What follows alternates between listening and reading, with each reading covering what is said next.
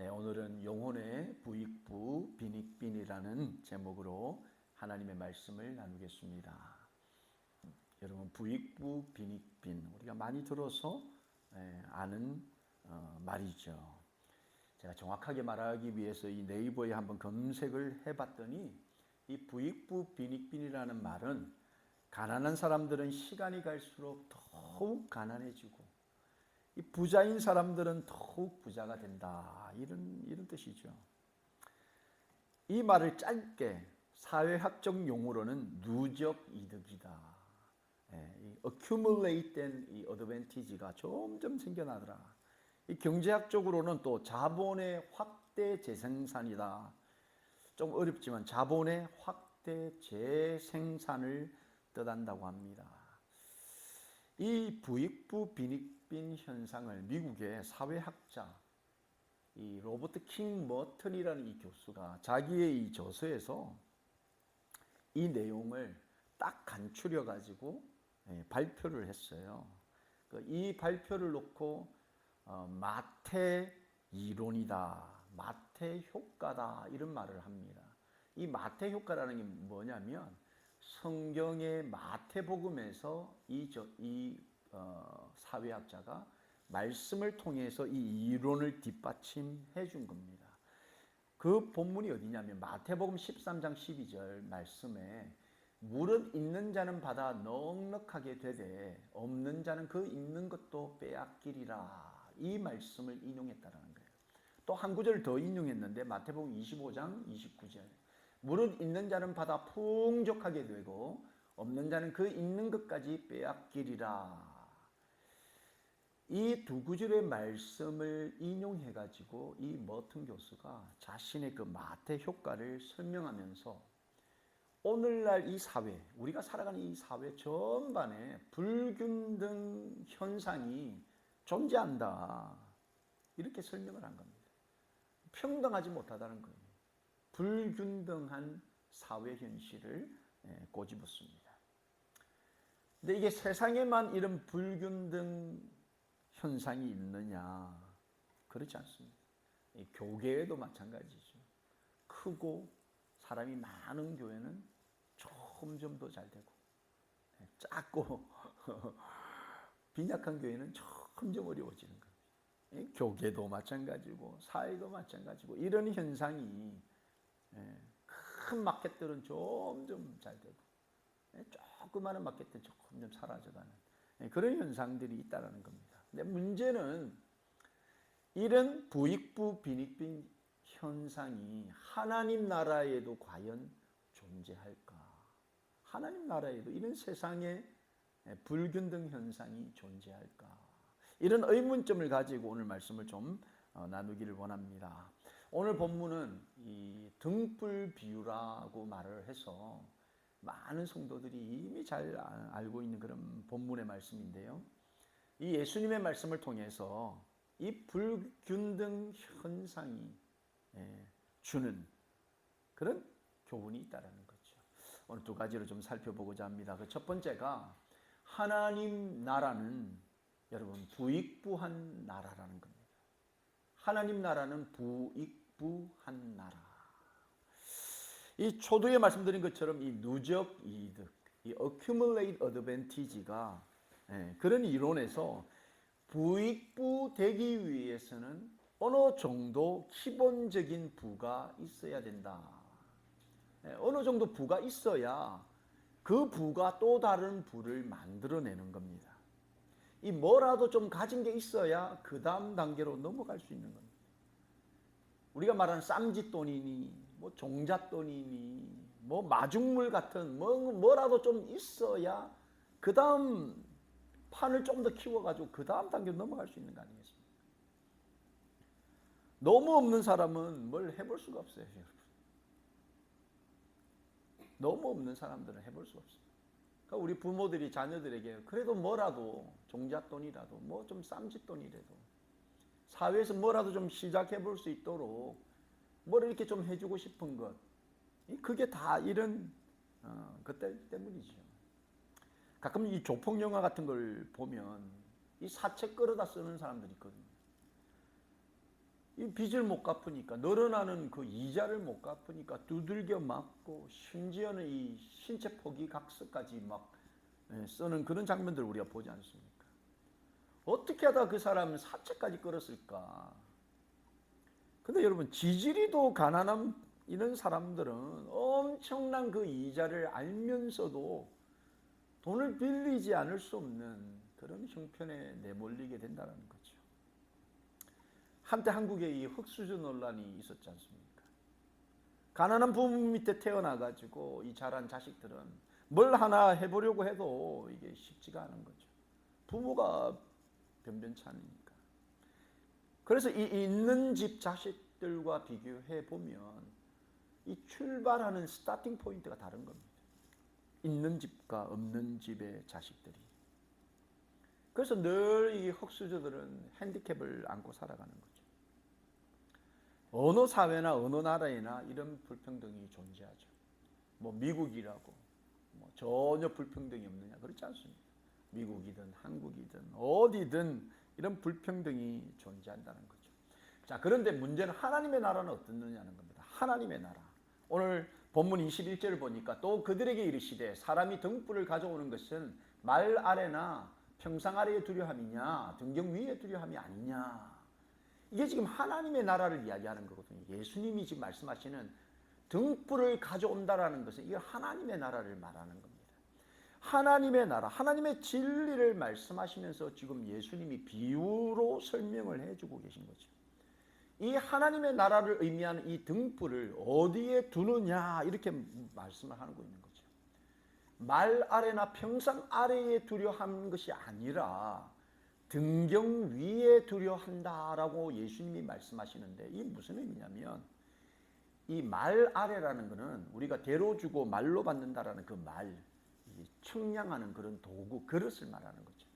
이 등불, 밝히 보여주려는 목적이 있는 이 등불을 그 말 아래에 깊숙하게 내려놓거나 평상 밑에다가 내려두는 사람은 아무도 없다는 겁니다.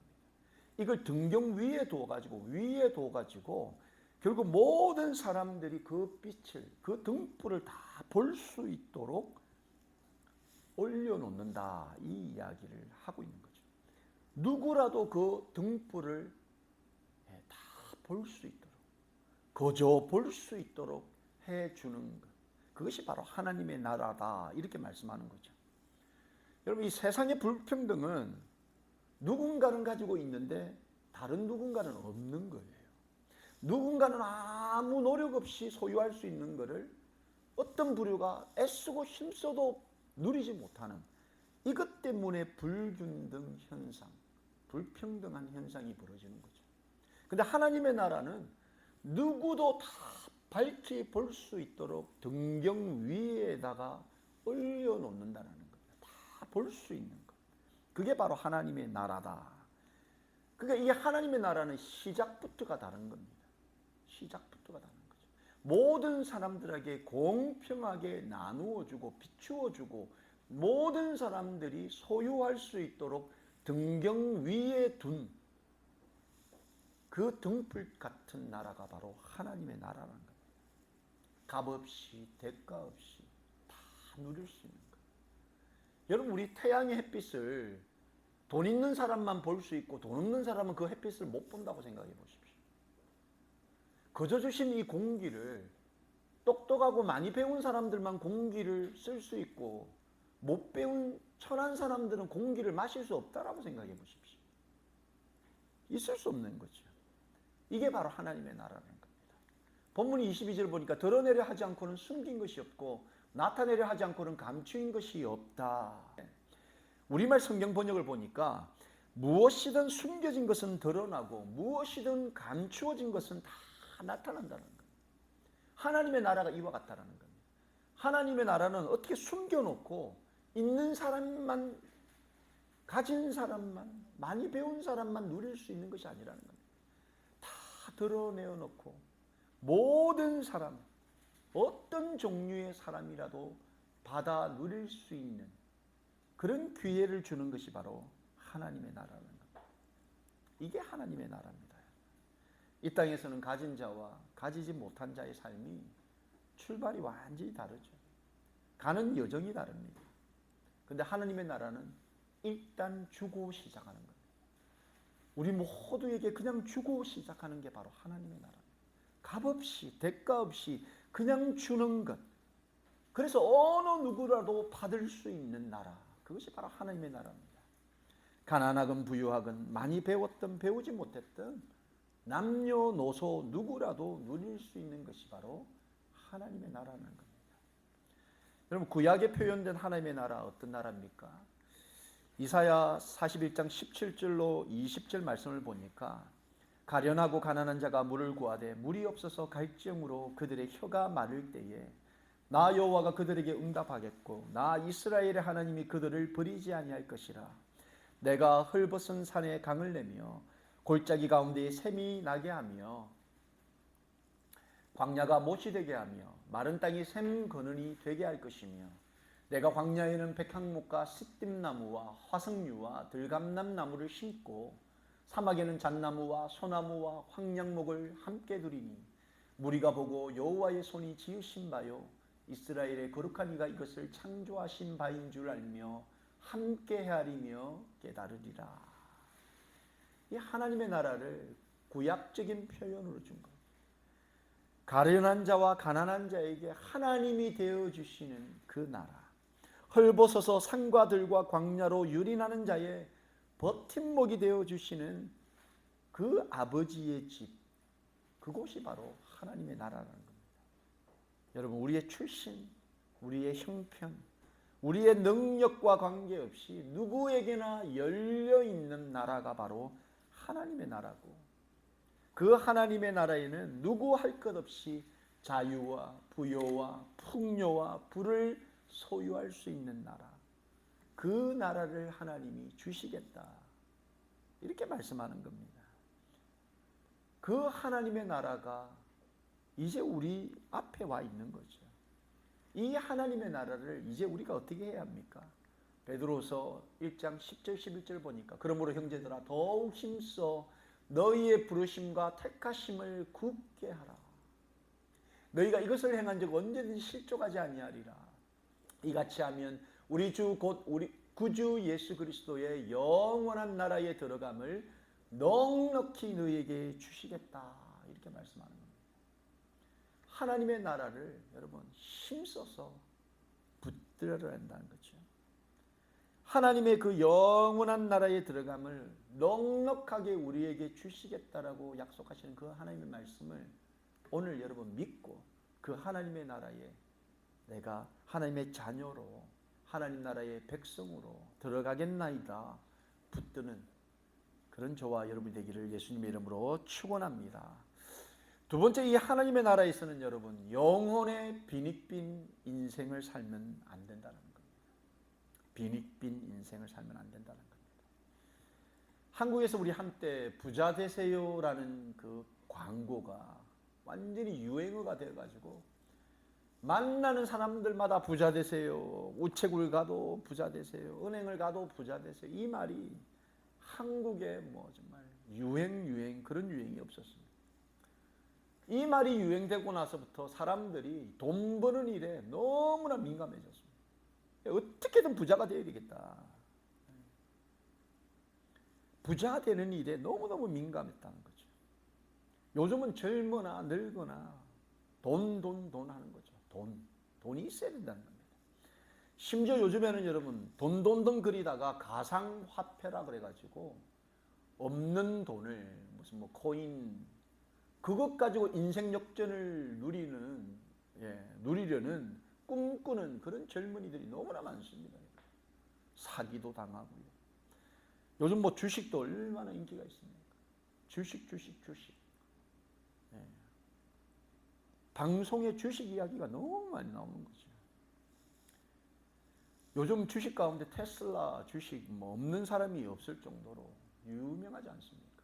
그 테슬라를 창업한 CEO가 그 앨런 머스크라는 사람인데, 이 앨런 머스크가 이제 우주에 새로운 국가를 건설하겠다 이렇게 이야기하면서 지금 조만간에 우주 여행 패키지를 준비하고 있다 합니다.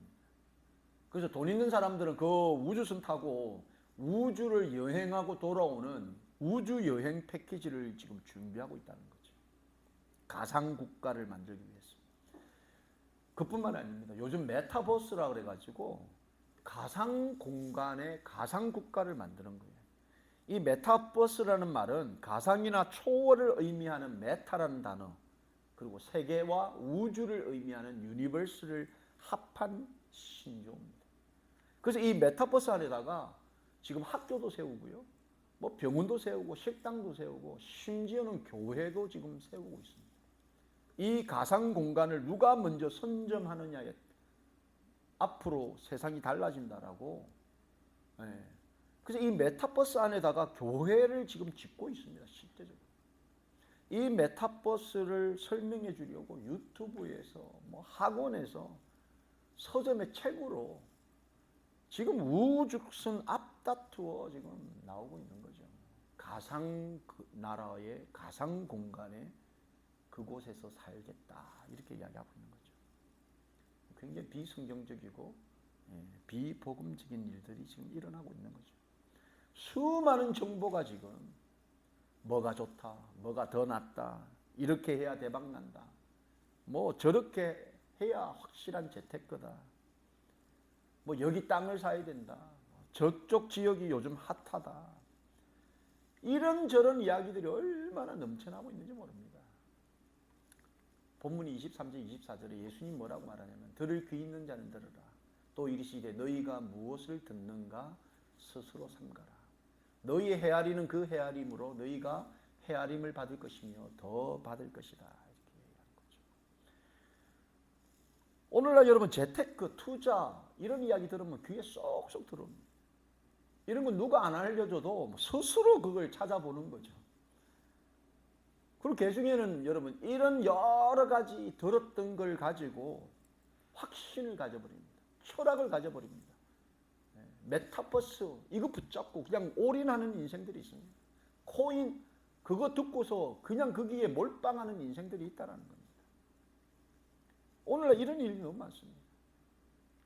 재테크 하는데 주택이 재고다 이러면 주택만 그냥 눈이 그냥 거기에 꽂혀서 살아가는 거죠. 세상 일에는 여러분 먹고 사는 일에는 이거다 저거다 얼마나 사리분별 있게 소신 있게 밀어붙이는지 모릅니다. 근데 문제는 우리 영혼의 일에는 별 반응이 없다는 거예요. 우리 영혼의 일에는 별 반응이 없다는 거예요. 내 영혼이 어디에서 와서 어디로 가는지에 대해서는 여러분 별 생각이 없다는 거예요. 평생을 바닷가에서 나고 자랐던 우리 베드로의 삶, 우리 예수님의 제자죠. 남의 배 타고 여러분 고기 잡던 시절이 있었습니다. 그 얘기. 파트타임에서 풀타임. 먹고 살만한 거죠. 먹고 살만하니까 눈에 보이는 게 뭐죠? 배 가진 손주들이 보이는 겁니다. 왜 우리는 업으로 쇠가 빠지게 우리가 고생을 하는데 손주는 더 많은 돈을 가져가는 거예요. 그때 그는 깨달았고 목표를 가졌죠. 배를 사야 되겠다. 배를 사기 위해서 돈을 열심히 모았겠죠. 그리고 꿈에 그리던 배를 한 척 산 겁니다. 배 한 척 사고 보니까 여러분 배 두 척, 세 척 더 큰 배를 가지고 있는 손주가 눈에 들어오는 겁니다. 아, 이것 가지고 안 되겠구나. 내 배를 더 늘려야 되겠구나. 더 큰 배를 구입하고 더 많은 배를 소유해야 되겠구나. 여러분 그 큰 배와 더 많은 배를 소유했을 때 그의 꿈이 멈췄을까요? 아니에요. 그때부터는 해변가에 있는 화려한 집들이 보이는 겁니다. 아, 내가 더 좋은 멋진 집, 해변가에 있는 집을 사야 되겠구나. 그게 또 목표에 들어오는 거예요. 그리고 열심히 거물질을 하는 거죠. 그렇게 살아가고 있던 베드로를 예수님이 만난 거예요. 예수님 찾아오신 겁니다. 그리고 그때까지 단 한 번도 생각하지 못한 영혼에 대한 이야기를 합니다. 사람의 영혼에 대한 이야기를 하는 거죠. 이 물고기를 낚는 어부로 살지 사람의 영혼을 낚는 어부로 살지, 예수님께 그 말을 딱 듣고 나서 베드로는 순간 판단을 해야 되는 거예요. 짧은 순간 자기의 인생을 선택해야 되는 겁니다. 그래서 예수님께서 무엇을 듣는가를 삼가하고 헤아리는 것, 판단하고 그 판단대로 행동하는 것, 이걸 잘 해라라고 예수님이 지금 말씀하시는 거죠. 왜냐하면 여러분, 무언가를 듣고 우리가 판단하고 그 판단대로 우리가 행동하면 그 책임은 오롯이 내가 져야 된다는 거예요. 그 책임이 자신에게 있는 겁니다. 우리의 영혼에 대한 책임이 우리 스스로에게 있는 거죠. 여러분, 모든 노력과 열심, 기대, 이게 우리 인생이 살아있을 때나 사실은 가능한 거지. 우리 인생이 이제 죽으면 죽음 이유는 아무것도 우리에게 보장해 줄 수 없는 것들이라는 겁니다.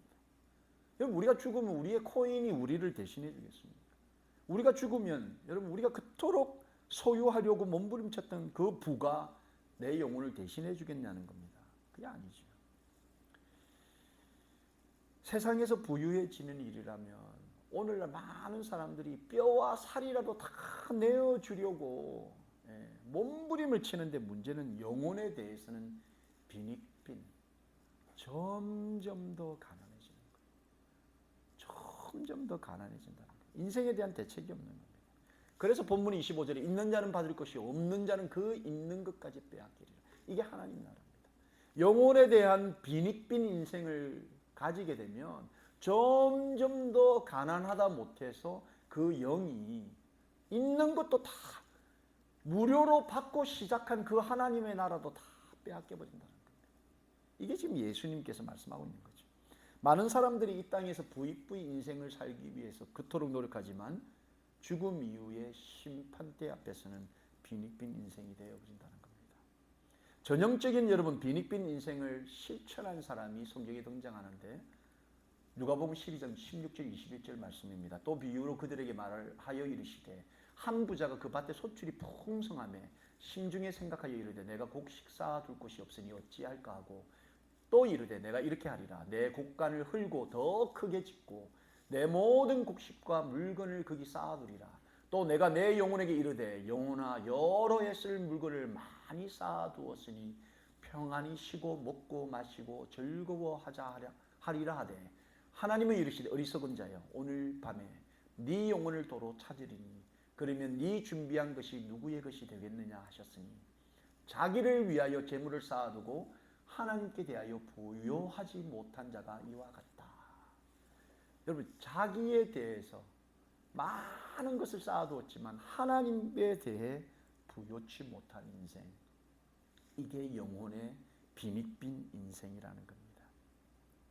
이 말씀을 보면서 인생의 부익부 인생과 빈익빈 인생을 가르는 기준점이 있는데, 이 기준이 뭐냐면 여러분, 우리의 부를 어디에 쌓을 것이냐는 거예요.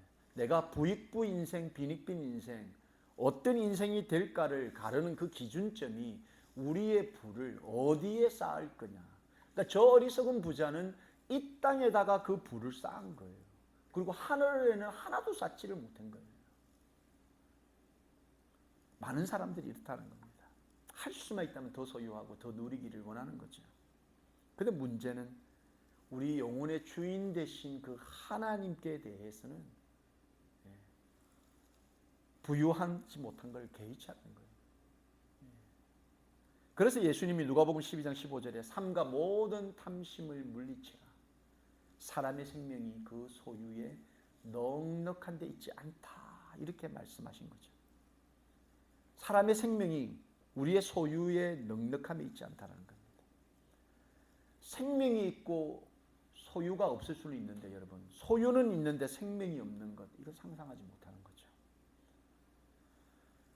근데 그나마 여러분 이 땅에서 풍요롭게, 저런 부자처럼 풍요롭게 살다 죽으면 좀 덜 억울할지는 모르겠지만, 문제는 여러분 이 땅에서도 참 지시리도 없고 참 불쌍하고 참 어렵게 안 풀려도 이렇게 안 풀릴 수가 있나. 참 긍휼한 마음이 올라오는 사람들이 하나님의 나라를 받으려 하지 않을 때 제가 제일 안타까운 거예요. 부자들은, 부유한 사람들은 그나마 이 땅에서 떵떵거리며 살았으니 그런데 만나는 사람들 가운데 너무 어렵고 힘들고 정말 지지리도 없는 사람인데도 불구하고 하나님의 나라, 거저 주시는 그 하나님의 나라를 안 받겠다라는 거예요. 이게 제일 안타깝습니다. 여러분, 우리는 하나님의 나라의 그 비밀을 깨달아야 합니다. 깨달아야 합니다. 누구라도 누릴 수 있는, 거저 받아 누릴 수 있는 그 하나님의 나라, 주고 시작하는 나라, 부익부 될 수 있는 나라, 그 하나님의 나라, 그 하나님의 나라를 붙잡아야 된다는 거죠. 이 하나님의 나라를 붙잡기 위해서는 하나님의 그 말씀, 그 말씀의 능력, 그 말씀의 비밀을 내 것으로 딱 틀어지고 잡아야 되는 겁니다. 잡아야 됩니다, 여러분. 말씀을 잡아야 됩니다. 마태복음 13장 44절 말씀에 천국은 마치 밭에 감추인 보화와 같으니 사람이 이를 발견한 후 숨겨두고 기뻐하며 돌아가서 자기의 소유를 다 팔아 그 밭을 사버리는 겁니다. 여러분, 우리의 정원에 보화가, 다이아몬드가 그 밭에 있다. 그걸 봤으면 그걸 붙잡아야죠. 틀어줘야 됩니다. 내 거로 만들어야 되는 거죠. 그래서 누가 뭐라고 해도 천국에서는 빈익빈 인생 되지 않겠다. 천국에서는 어리석은 부자가 되지 않겠다.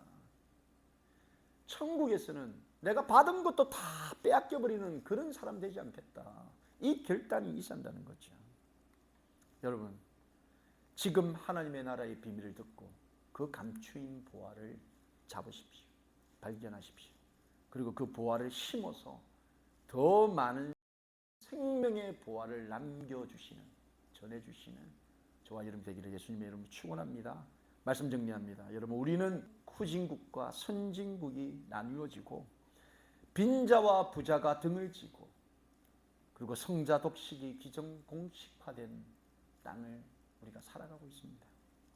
부모가 누구인가에 따라 평생 만져볼 수 없는 부를 확보하는 사람이 있는가 하면 누구는 만져보지도 못한 그 돈이라는 빚을 떠안고 태어나는 사람도 있습니다. 후진국에 살든 선진국에 살든 빈자이든 부자이든 우리는 이 땅에 영원히 살아갈 수 없습니다. 지금 우리는 우리가 가야 할 그 영원한 하나님의 그 나라를 생각해야 합니다.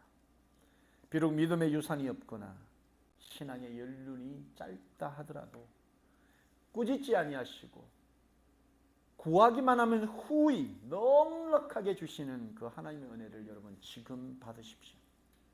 말씀과 진리와 사랑으로 더 풍성하게 우리를 성장시키시는 그 하나님의 나라를 지금 믿음으로 소유하십시오. 이 마태 효과의 끝판왕은 진리를 발견한 사람에게 있습니다. 진리를 발견했다면 이제 그 진리가 우리로 하여금 더 많은 진리를 탐구하게 하고 더 많은 진리를 소유하게 하고 더 많은 진리를 나누게 하고 더 많은 진리를 남기게 한다는 겁니다. 영혼의 빈익빈 인생을 여러분 살지 마십시오. 천국의 부익부 인생을 사는 그런 복된 성도 되기를 예수님의 이름으로 축원합니다.